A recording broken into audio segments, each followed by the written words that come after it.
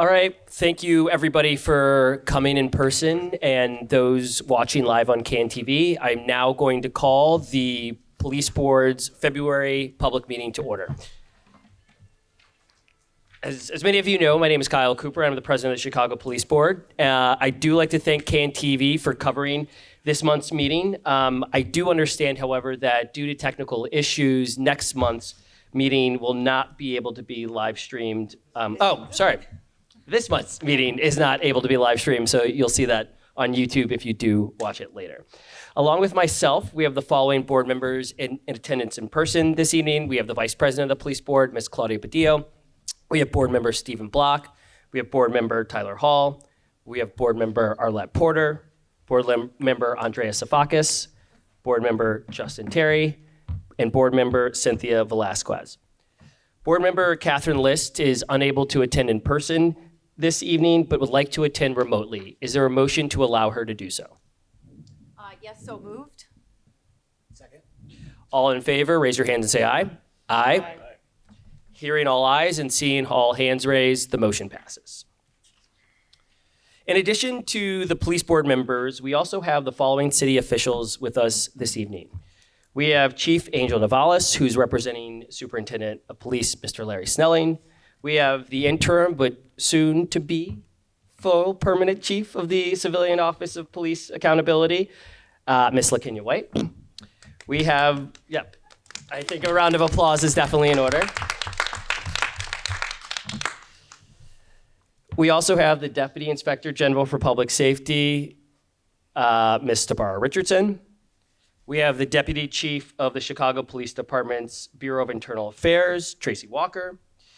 Representing Chief Timothy Moore. We have the General Counsel to the Superintendent, Mr. Scott Spears. And as always, we have the Police Board's Executive Director, Mr. Max Caproni. We will now proceed to the items on the meeting agenda.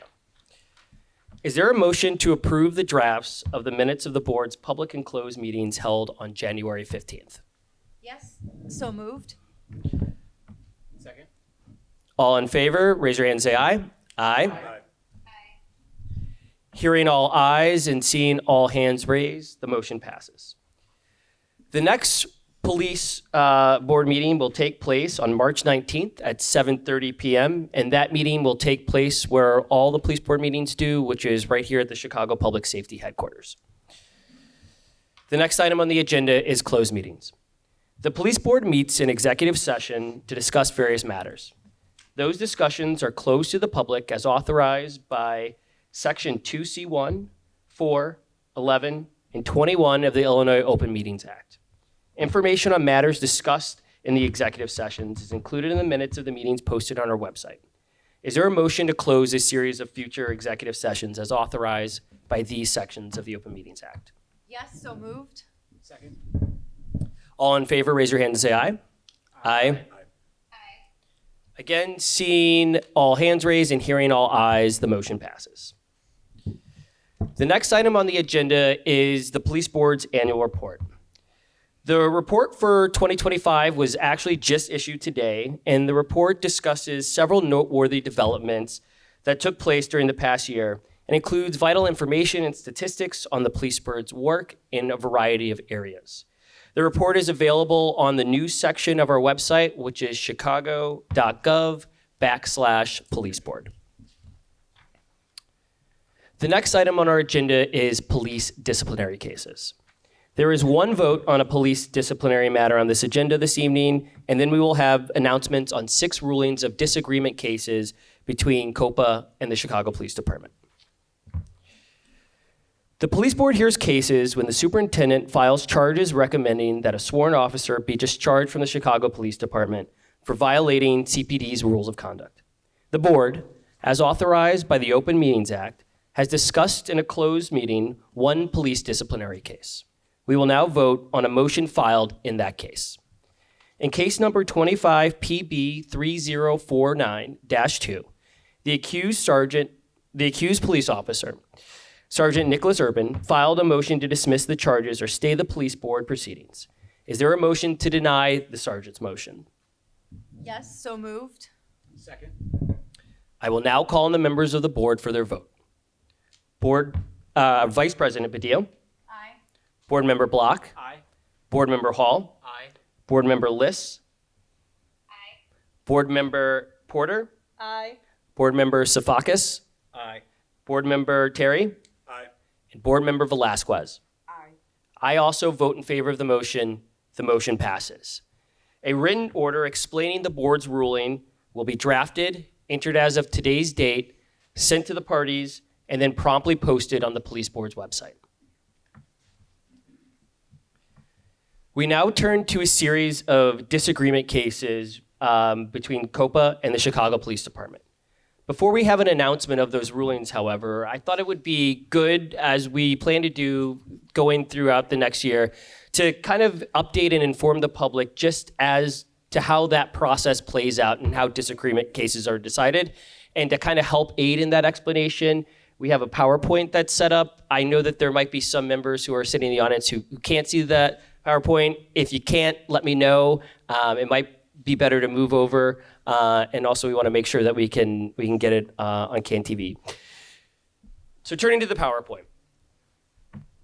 When the COPA chief administrator and the superintendent of police do not agree regarding the discipline of a Chicago police officer, and the superintendent proposes less or no discipline, the matter is referred to one police board member. And as you will see in the boxes below, first the COPA chief administrator recommends discipline, then the superintendent of police has 90 days to respond. And if the superintendent proposes no discipline or less discipline, a written response from the superintendent is required. Then COPA and CPD meet to discuss the matter. And if no agreement after that meeting happens, then COPA sends the matter to the police board. And those cases, those 6 cases that you're going to hear about a decision today, are the result of that process that COPA and CPD interact with and try to work towards to, and if they can't, it comes to a member of the board.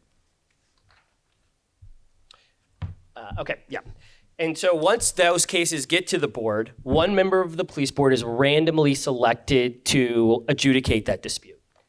The board member then reviews the CPD, the recommendations, COPA's recommendations, the superintendent's response, and COPA's objections.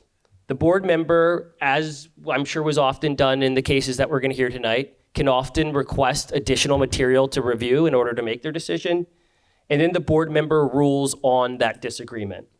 Those rulings, as you will see tonight, are announced at a public meeting of the Chicago Police Board.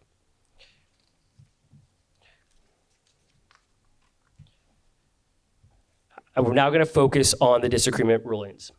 In request for review number 26RR08, the chief administrator recommended that police officer Michael Kearns be suspended for 10 to 15 days for pushing a female teenager to the ground without justification while responding to a fight during a large public gathering near Millennium Park after hours. The superintendent did not agree with the recommendation in that he proposed a finding of not sustained for the allegation and that no discipline be imposed on Officer Kearns. After thoroughly reviewing the matter, it is my opinion that the superintendent did not meet his burden of overcoming the chief administrator's recommendation for discipline. A copy of that written decision will be explaining my rulings will be posted on the board's website after this evening's meeting. It is important to note, and hopefully that was made clear on the PowerPoint, that decision finding that the superintendent did not overcome the chief administrator's recommendation of discipline is not a ruling on the merits of the disciplinary case. It's just simply to allow that case to proceed in the normal course to be cited in a further disciplinary proceeding. I now have an update on arbitration. Yeah. Oh, that's right, Max. Do we have?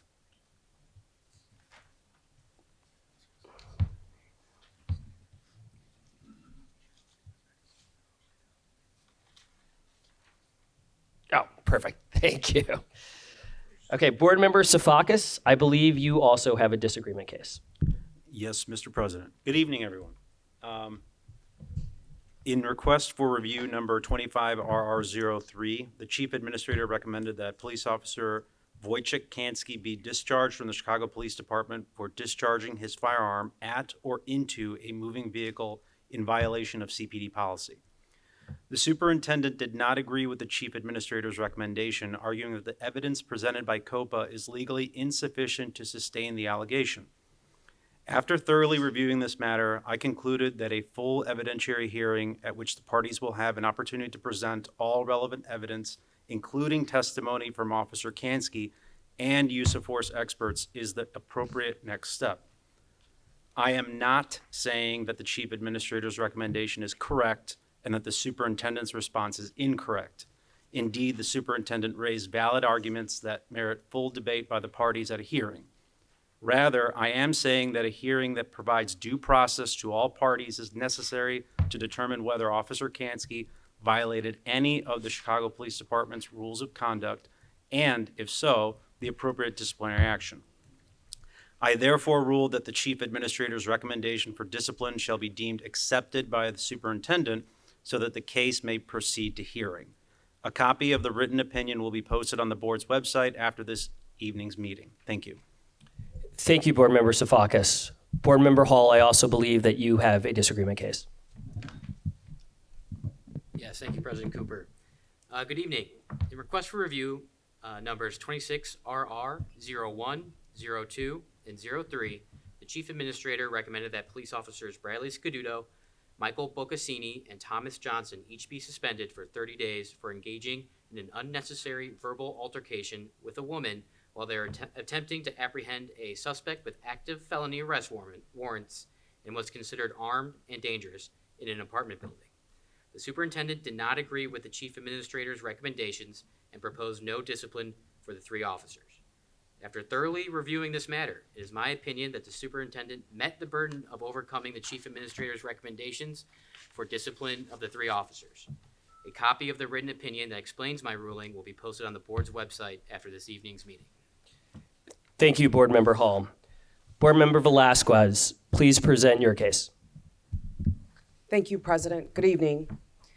In request for review number 26RR04, the Chief Administrator recommended that Police Officer Monica Matta be suspended for 90 days for excessive use of force while effecting the arrest of a woman during a large gathering downtown and for not recording the entire incident on her body-worn camera. The superintendent did not agree with the Chief Administrator's recommendation regarding the use of force and proposed less discipline than the Chief Administrator. After thoroughly reviewing this matter, it is my opinion that the superintendent met the burden of overcoming the Chief Administrator's recommendation for discipline. A copy of the written opinion that explains my ruling will be posted on the board's website after this evening's meeting. Thank you, Board Member Velasquez. Board Member Porter, please present your case. Thank you, Mr. President. In request for review number 26RR05, the Chief Administrator recommended that a police officer be discharged from the Chicago Police Department for discharging a firearm without justification during an incident in June of 2020. The superintendent did not agree with this recommendation and proposed less discipline than the Chief Administrator. I reviewed this matter within the 10 business days as required by the Municipal Code of Chicago. On January 23, 2026, I requested additional documentation and arguments from COPA and CPD as permitted by the Municipal Code. On February 4, 2026, COPA withdrew its request for review, stating that COPA and CPD will work together to resolve the matter consensually. I therefore determined that there is no longer before me a disagreement between COPA and CPD to resolve. A copy of the written ruling will be posted on the board's website after this evening's meeting. Thank you, Board Member Porter. And finally, Board Member Terry, please present your case. Thank you, Mr. President. In request for review numbers 26RR06 and 07, the Chief Administrator recommended that Police Officer Richard Rodriguez Jr. be suspended for 30 to 45 days for conducting an improper search of a man during an arrest and for failing to activate his body-worn camera.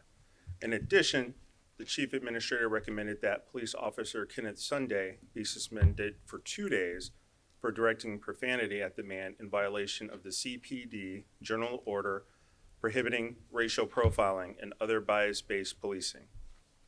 The superintendent did not agree with the Chief Administrator's finding that Officer Rodriguez conducted an improper search and proposed less discipline for the officer.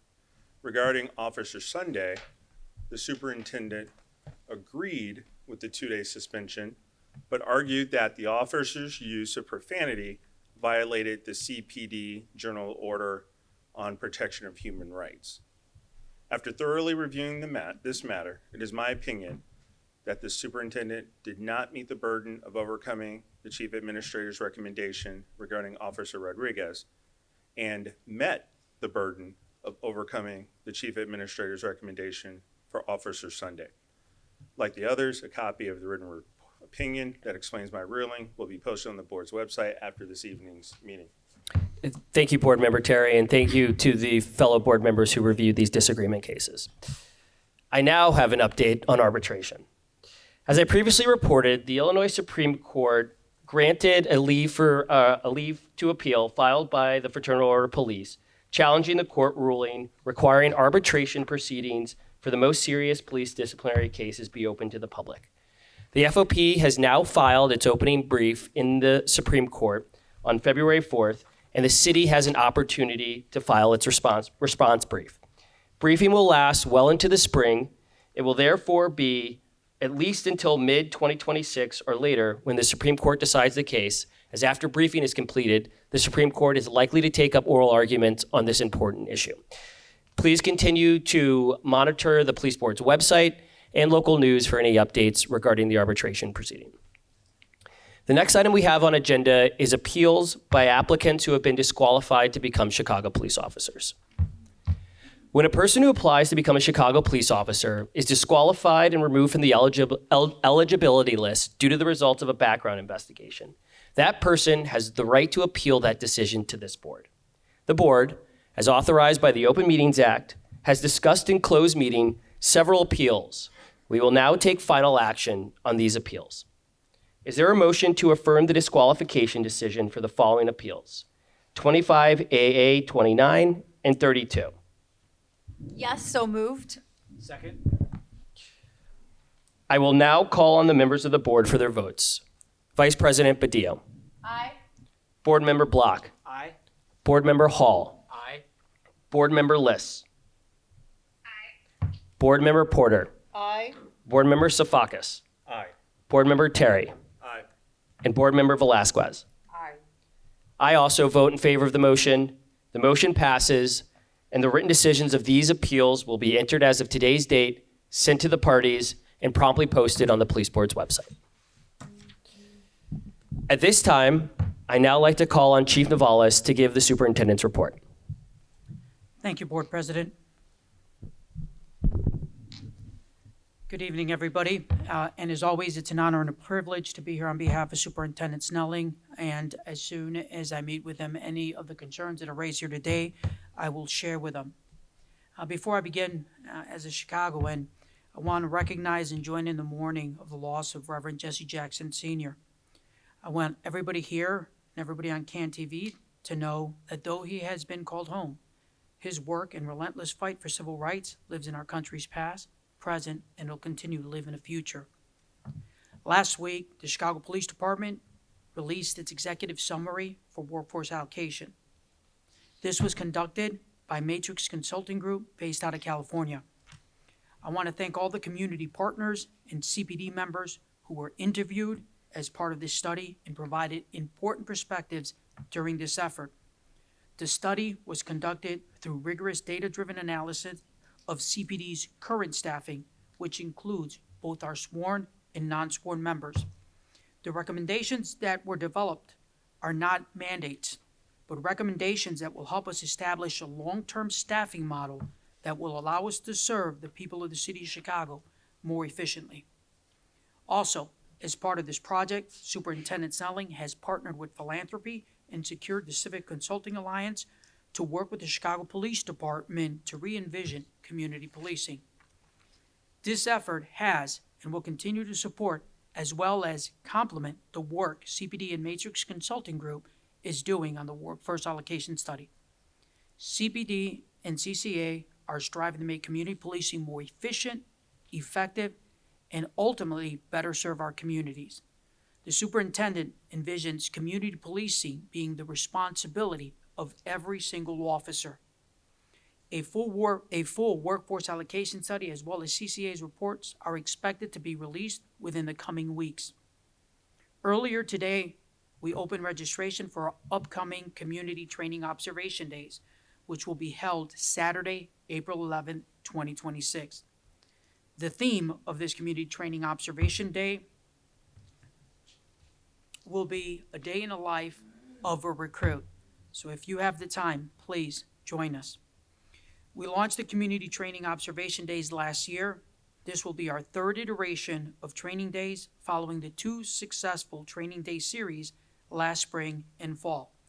Community members can sign up to participate and immerse themselves in some of what our police recruits experience and learn during their 6-month at the Chicago Police Academy.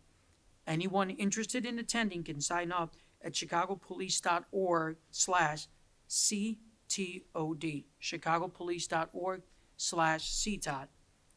And as always, one reminder, there are multiple ways to engage and participate with CPD, whether it's providing online feedback on new and revised policies from home, participating in community training observation days or a training academy, attending community engagements across the city with the Office of Community Policing. Everyone is welcome, and we look forward to engaging with you. Thank you. Thank you, Chief Navalas, for the report. I'd now like to call on Chief Administrator White to give her report. Thank you. Thank you to President Cooper, and good evening to the members of the board, to the department, and to you all in attendance. COPA published its annual report, which reflects on a year of continued excellence in civilian oversight and accountability in Chicago. We reprioritized our relationships with partner agencies, including the Chicago Police Department, the Police Board, and the Community Commission for Public Safety and Accountability, which we all know as CCPSA. While it is imperative that each entity serves its own independent role, we recognize that this work cannot be done in silo.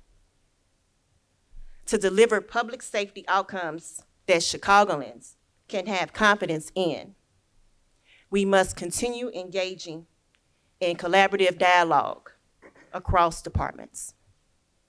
To view the annual report, please visit our website at www.chicagocopa.org and go to our publication section. So on January 29th, CCPSA nominated me to be the next permanent chief of COPA. I am grateful for the members of CCPSA for their vote of confidence and trust in me to lead COPA. This work is not easy, but it's essential. I also want to thank Mayor Brandon Johnson for announcing my appointment at the City Council hearing held on yesterday. This will start the process for confirmation with Council. I said this before, and I continue to tell my staff that the work that we do is impactful. We have a duty to be impactful. I want to thank my dedicated staff for their continued support and hard work during this transition.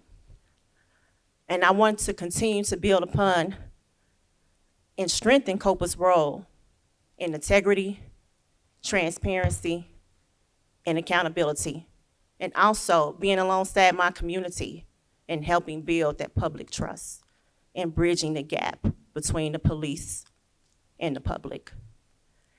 This is Black History Month, and we lost one of the greats, Jesse Jackson Sr. So I just want to send my heartfelt thoughts and prayers to his family. Thank you all. Thank you, Chief Administrator White, and congratulations again on your appointment. Before we get to the public comment section, I want to again thank Chief Navalis and General Counsel Spears and everyone at the Chicago Police Department who's really been collaborating with the police board in trying to make sure that the comments and the concerns that are brought up during the police board's monthly meetings are timely addressed and tracked and cataloged. And so I want to thank you again, Chief Navalis and Mr. Spears. It's really, really important work, and I think you've done a great service to the members of the public who do come to the public meetings to kind of get some closures and answers to their concerns. I just want to remind everybody that you can find a report of this follow-up on the police board's website. It's available on the public meetings section of the police board's website. So again, we take your concerns and comments very seriously, and we track them. And I think we've done a really good job of trying to translate those concerns into actual results. So thank you again, Chief Navalis. At this time, thank you, Jasmine. I now want to call on the members of the public who have signed up to speak to come forward. I will call your names. I just ask that in order to kind of keep this meeting moving, that you limit your comments to the designated 2 minutes. Vice President Badillo will be tracking that time. So if you hear an alarm go off, don't be disturbed. It's just your time is run out. And I would encourage you to wrap up your comments when that happens. So without further ado, the first person who has signed up to speak this evening is Ms. Helen Henning.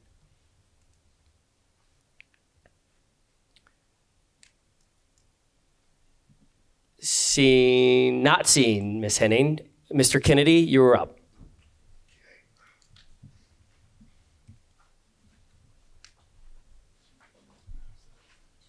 I'll pass it. Okay.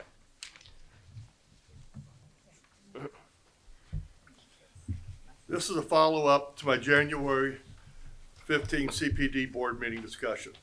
The 2019 consent decree issued by Judge Robert M. Dow Jr. was in support of the African American and Latino residents. It made no mention of the gay community.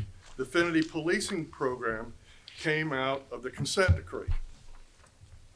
The affinity police car program was not part of this. Lori Lightfoot, who loved rainbows, had the crosswalks in front of City Hall painted with rainbow flags, also created what has become the Rainbow Police Car Program with the help of the Chicago Inspector General's office.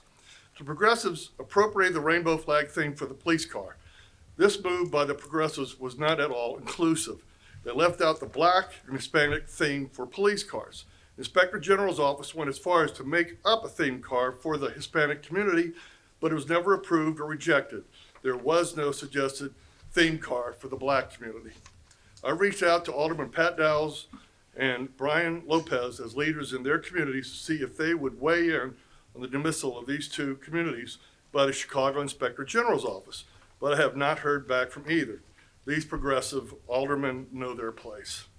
I personally only want just one type of police car for CPD.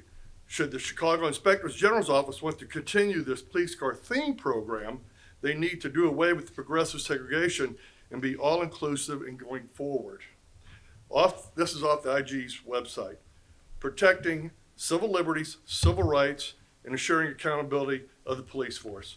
Who is the IG accountable to when the Chicago Inspector General's office goes off the rails and becomes a tool of the Chicago progressive movement? Should the Chicago Inspector General want to get in touch with me, they can reach me at streetervillemilitia@gmail.com. Thank you. Thank you, Mr. Kennedy. The next individual who signed up to speak is Ms. Patricia Puente.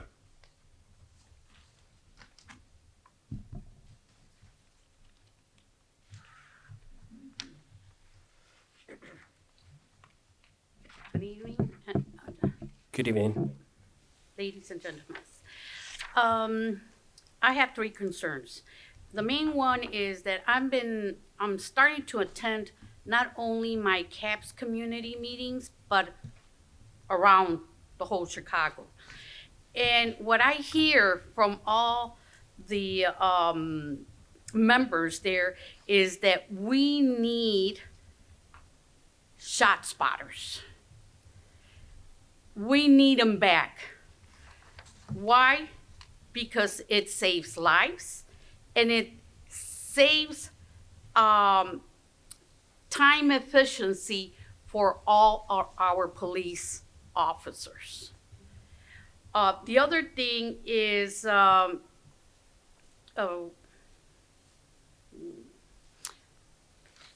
we need more police officers, right? But what I notice, I walk the streets of downtown and everywhere I go, north, south, south side, and everywhere. But I see that a lot of police officers are just standing there and not doing anything. So that's my concern. Why are they just standing there? Why are they not walking or engaging or doing something? Maybe those police officers should be put in areas that are really needed. Okay, the other thing is loud music. Spring, summer is around the corner.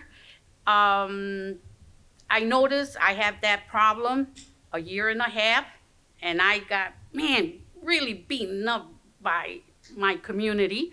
Well, by my neighbors, not community, but by my neighbors. But you know what? I fight noise ordinance. And I feel that if they cannot hear my music from my apartment, I shouldn't be hearing any music from outside, especially if it's 11 o'clock, 12 o'clock midnight, 1 o'clock in the morning. I have called in the beginning, thank God, it's 95% better now. But I used to call, and this is what they used to say. What can we do? We can't do anything. Give them citations. Let their pockets hurt. Thank you. Thank you, Ms. Puente. The next individual who signed up to speak is Sue Grease. Grease?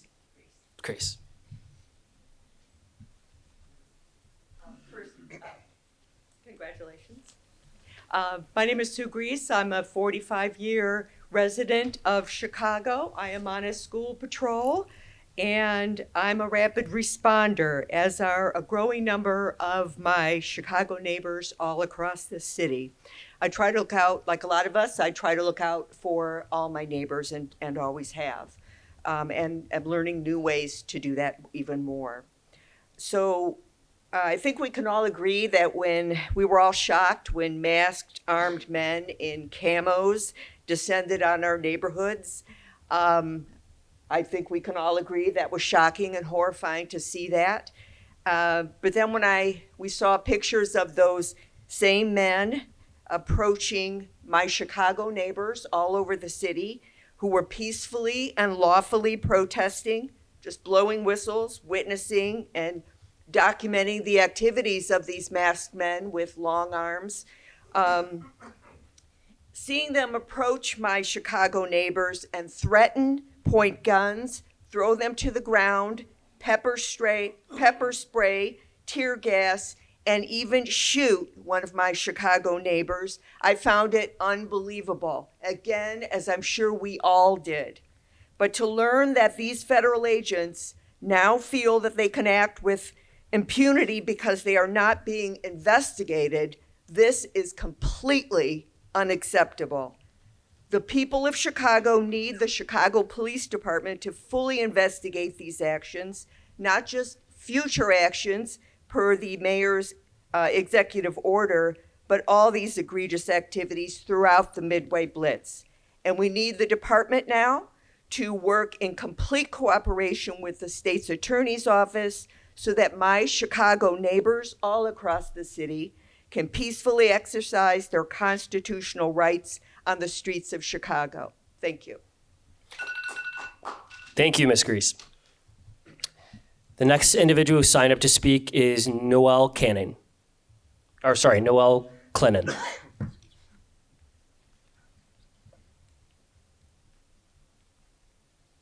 Hi, my name is Noel Clennon. I'm a resident of the 47th Ward.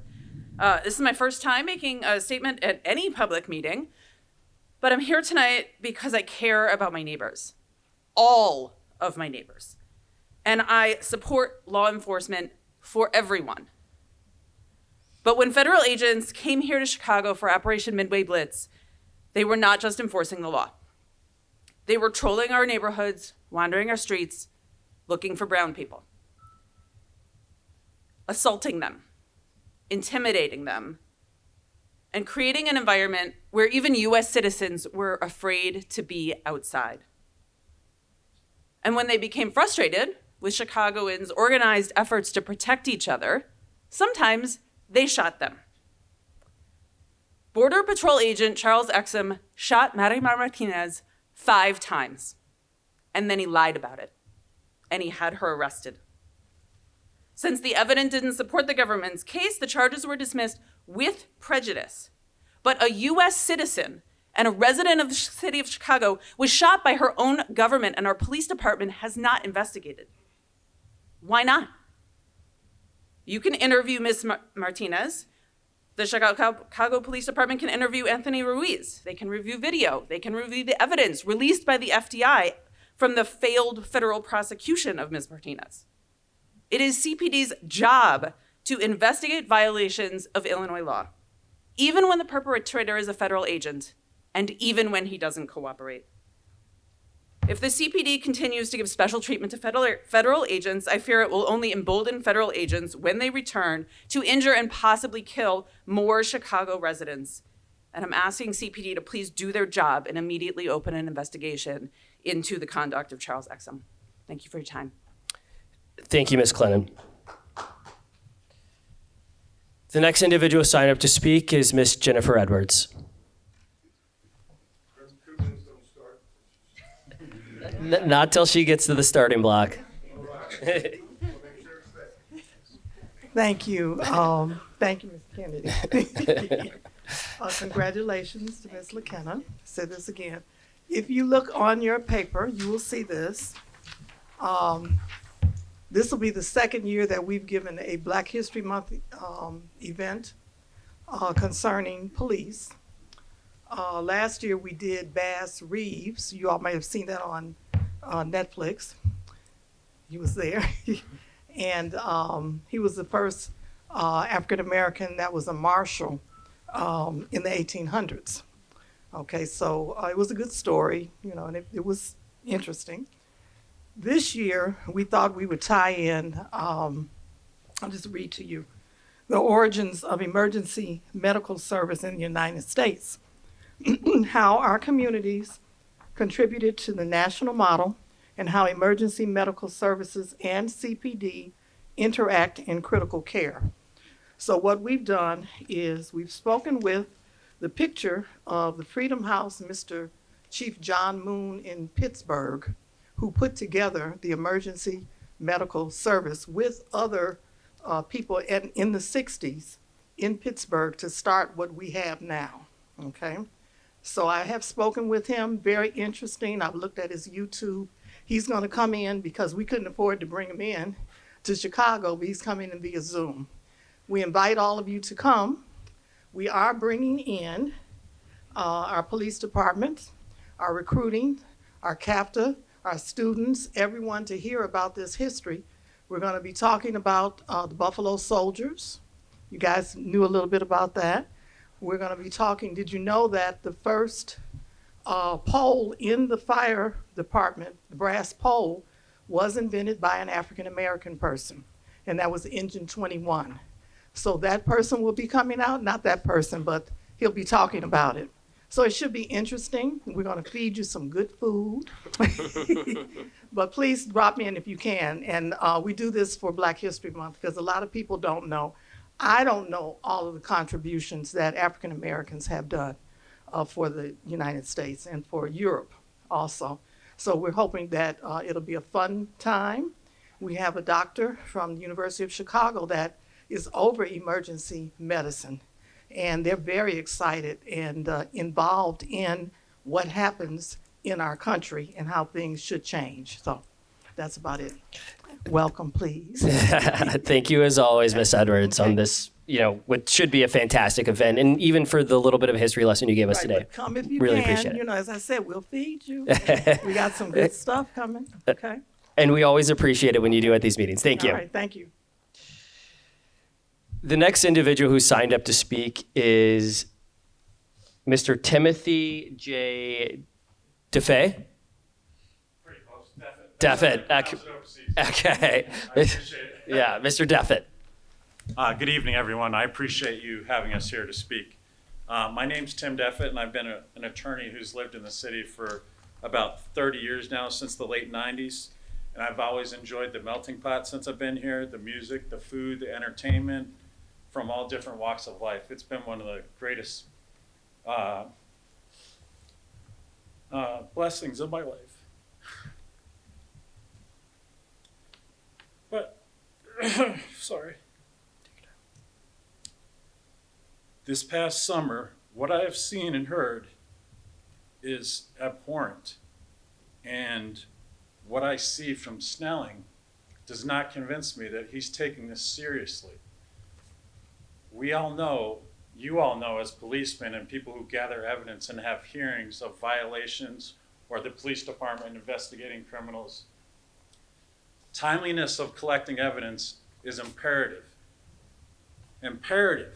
We know that Justice Department and the federal government are not going to preserve or collect evidence. We've seen what's happening in Minnesota right now. They're closing the ranks. They're not allowing Minnesota to investigate these crimes and collect evidence. We need to do this now. We know the Illinois Accountability Commission has already compiled a lot of evidence, but that's not sufficient. We already know there's been thousands and thousands of complaints, and they're not collecting criminals. They're collecting brown people, black people, people from all walks of life, because we're a sanctuary state. There's other sanctuary states. We know it's a distraction, but that doesn't take the obligation away from the city to protect our citizens. And we know they're coming back. So what is being done to protect our citizens now, and not just in the future? I saw what was listed today by the state's attorney. Not just the future, now, what's already happened this past summer. People getting shot, people getting battered. We've seen in Minnesota, pregnant women being dragged across the street. And it's a political football right now in the city and the state. Something needs to be done right now and investigate right now what's already occurred and charge these people. The Supremacy Clause does not keep them from being charged with crimes. It's not a catch-all. Thank you, Mr. Deffitt. And I'll just say, if you want to hang out after the meeting and talk to either Chief Navalis or some of the other officers here, I'm sure they'll be happy to sort of explain what it is that the CPD is doing to both uphold Illinois law, but also Chicago sanctuary city law. So thank you for your comment. The next individual who signed up to speak is Miss Janet Martin Fox.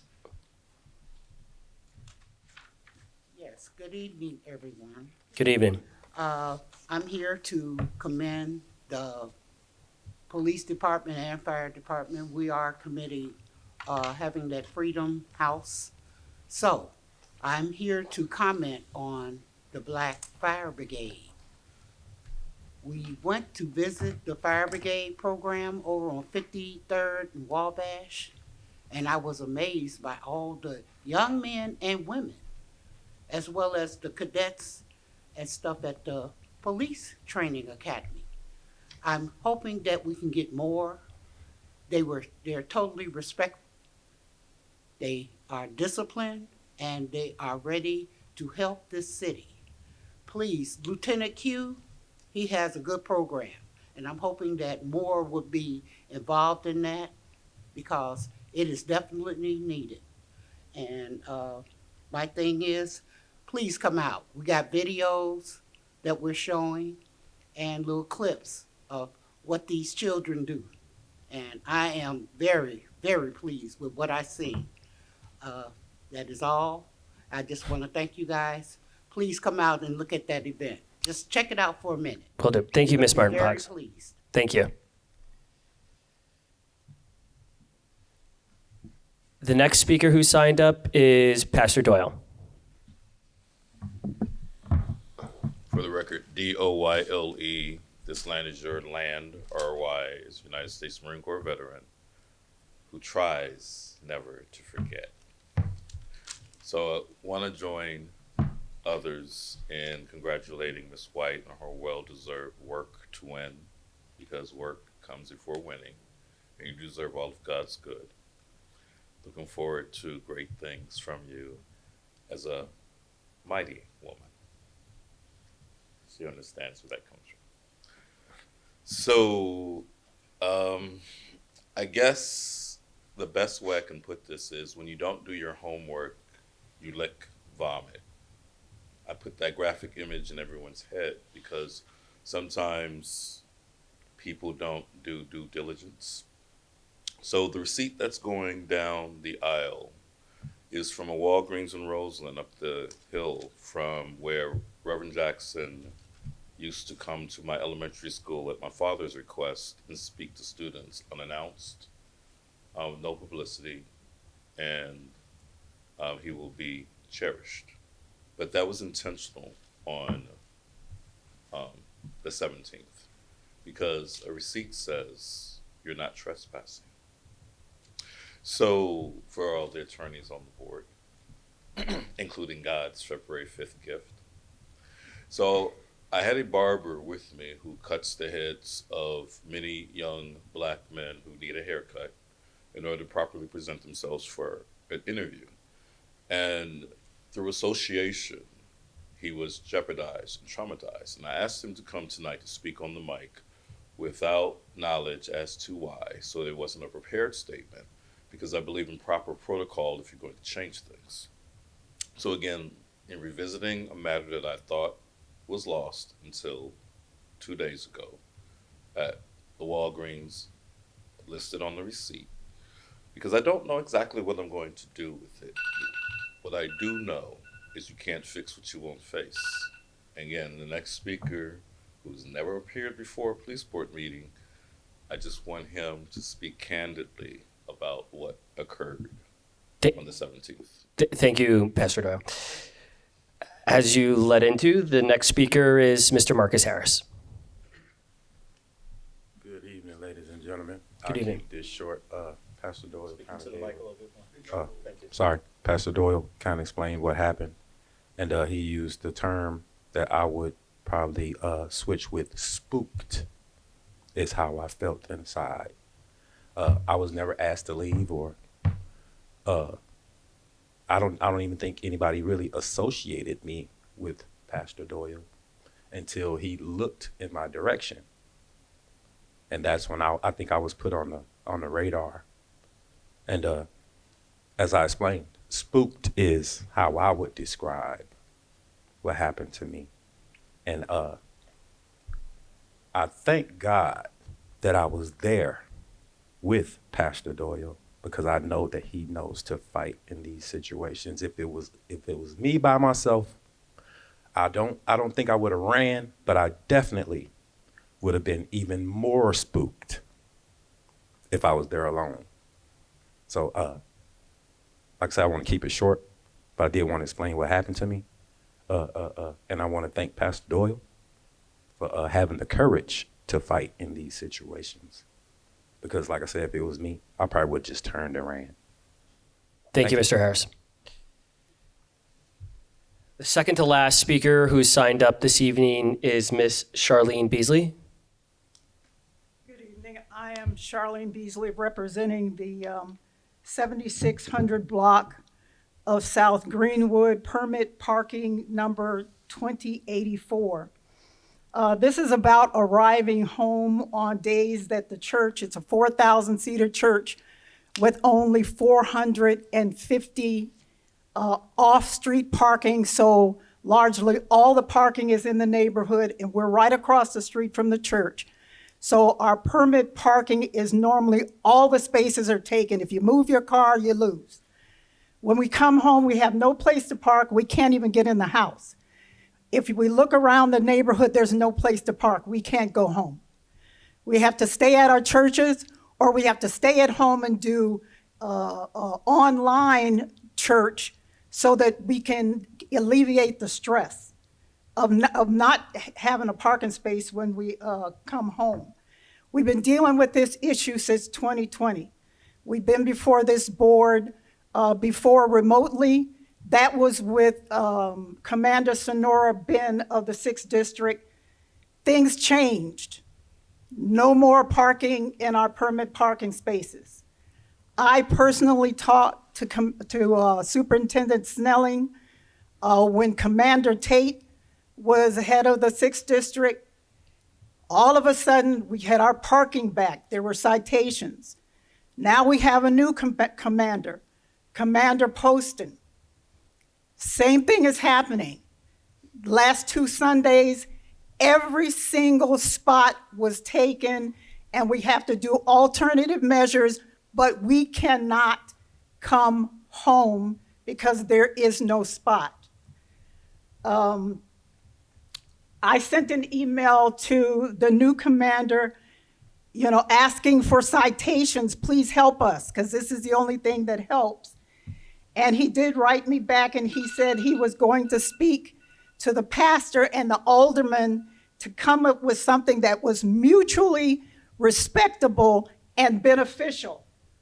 We are unwilling to negotiate our permit parking with the church, and we're asking for CPD intervention for the 3rd time so that we can come home on Sundays and any other day they have an event or church service. Thank you. Thank you, Ms. Beasley. And like I told some of the other speakers, Ms. Beasley, if you want to stick around after the meeting, I know you've reached out, but I think that might be helpful as well. Okay. And then finally, the last speaker that we have signed up is Ms. Levita Anderson. Levita Anderson, also from the 7800 block of South Greenwood, parking permit 2084. Just to add on to what Charlene had said,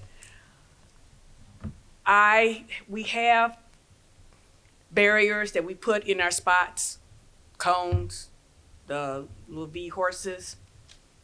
I can come back home thinking I'm gonna move my horses. They've already been moved, and there's a car in my spot. I would like to be able to get in, because sometimes I go shopping after church, so I need to unload my car. Sometimes I'm at meetings all day, like tonight. They've got something going on. Fortunately, I rode with Charlene, because if I didn't, I would not have my spot when we got back home. We need for the police department to come and do citations. It says on the permit parking sign, you would be towed, ticketed, and towed. Well, please, tow and ticket, because you having me pay for a parking permit every year, and those are not cheap tickets, even with senior discount. We need to have this done, because every single Sunday, for me to go to church, I put my stuff out, I get home at 1:30, can't do it. I've already had one running argument with one person who I came in. She was moving my stuff to park the car. So she and I got into an altercation. I am not very nice when I'm tired and I want to park in front of my house to let the dog out and everything else. So fortunately, the security people came by to make sure that we didn't come to blows, because we were about ready to. So we do need you all to please help. Thank you. Thank you, Ms. Anderson. And I'm sure you will, but stick around at the end with Ms. Beasley, and I'm sure somebody will be able to help you. With that, all members of the public who have signed up to speak have spoken. Is there a motion to adjourn the February meeting of the Chicago Police Board? Yes, so moved. Second. All in favor, raise your hand and say aye. Aye. The meeting is adjourned. Thank you, everybody, for coming.